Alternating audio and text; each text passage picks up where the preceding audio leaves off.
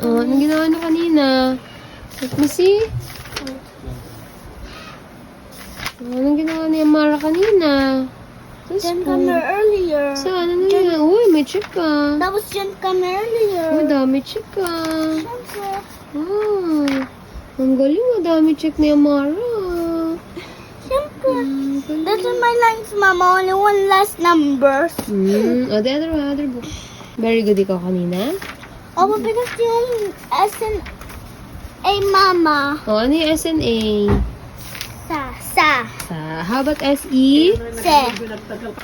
How about SI? SNI. Apo. C. SO? Talban pa. So. So, SU? Su. Oh, very good na. How about MA? MA. Ma. PA? BA. Apo. Pa. How do you read MAD?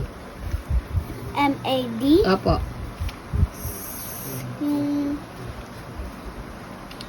Something D. Oh. Mud. Oh, very good na. How about BED? BED. Something D. Mm. Bed. Very good na. How about HI? HNI. HIP? HIP. Something B. Pa. Mm. HI. Yung it's ayan. HI. Ano yung HA? HNA. Oh, ano yung sound na H? Oh, A. A. Oh. Sha. Oh, ba't may S? HA? Oh. A. Oh. Hat. Ha. Ha. How about HE? HNE. Apo. He. HI. Tama. HI. HNI. Hmm. HNI. Apo. Something H. Yung I. Hmm.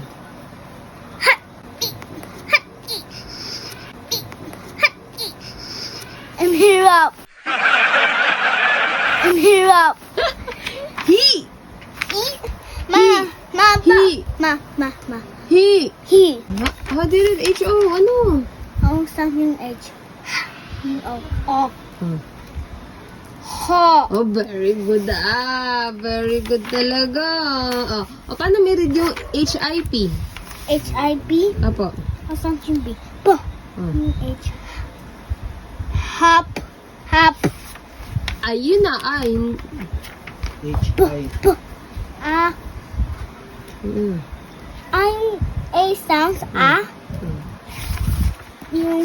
Yung something H. Yung A. Yung P. Po.